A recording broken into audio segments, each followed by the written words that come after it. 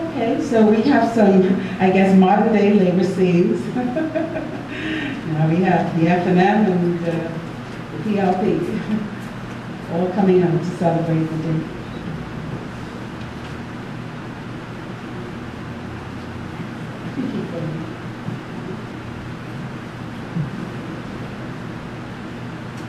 That would be Labor Day 2007.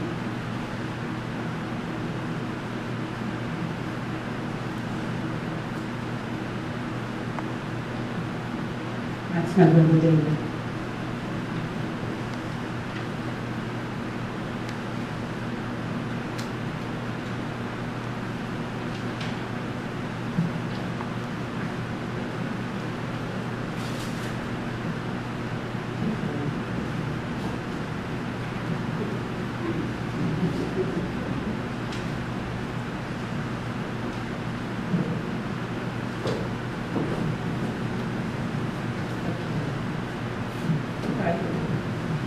Now we move on to Sir Randol's years in Parliament.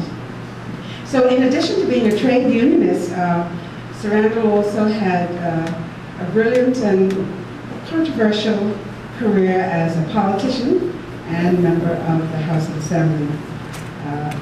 I say that I don't have any recollection, but one thing I do remember about Dad, he always said he was a Labour candidate.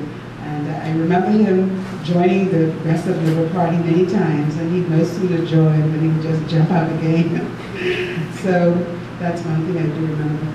So it was exactly 1 week after the first Labor Day parade on June 1st, 1956, that Sir Randol, Sir Lyndon, and 4 other members of the Progressive Labour Party, they were swept into the House of Assembly for the very first time. And this is campaign literature dating back to 1956, the general election of 1956. Next.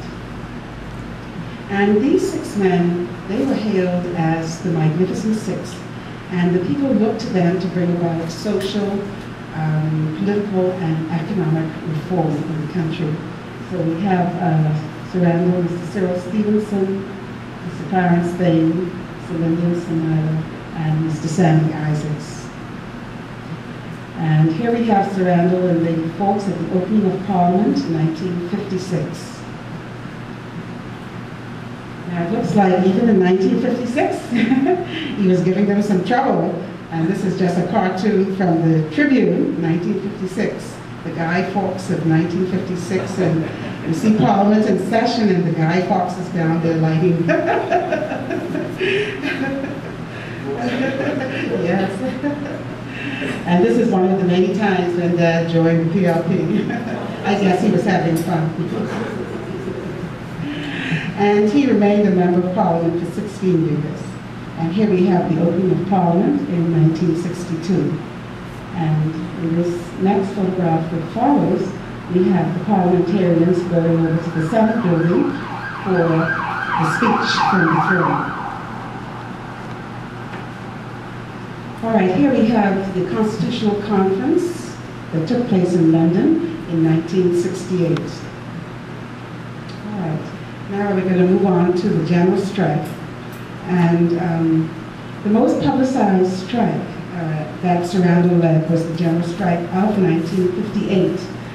And it was in November of 1957, for a moment, when the government of the day granted to the white tour companies the exclusive right to operate transportation service, to operate a transportation service from the airport to the city. And so these tour companies that were owned by the white persons, they anticipated a very huge increase in business.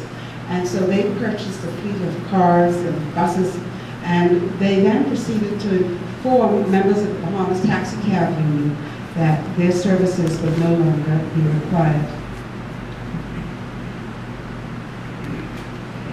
So the officers of the Taxi Cab Union, they were distraught because, you know, they were going to lose their business, and this was going to threaten their livelihood and their ability to provide food to their families.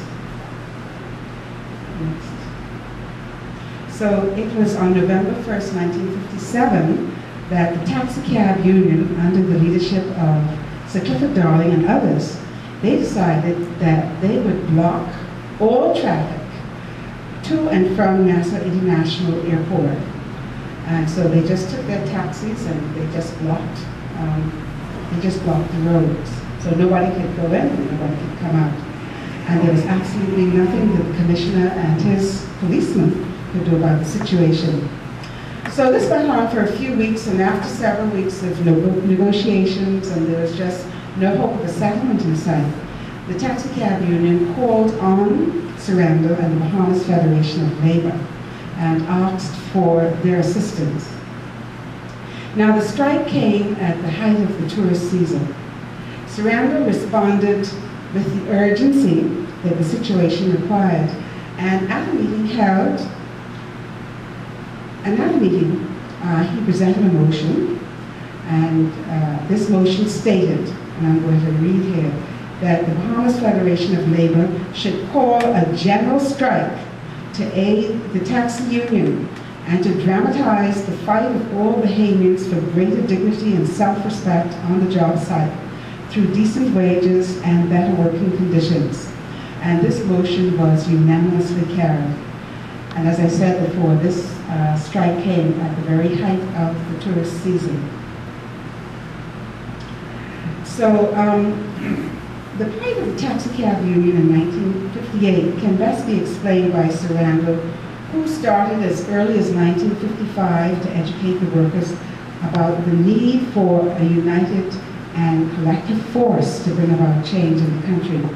On May 21st, 1955, in an article in the Nassau Herald titled An Appeal to Reason, he stated, "A local union may be able to cope with a small business firm, but what can it do with a large monopoly?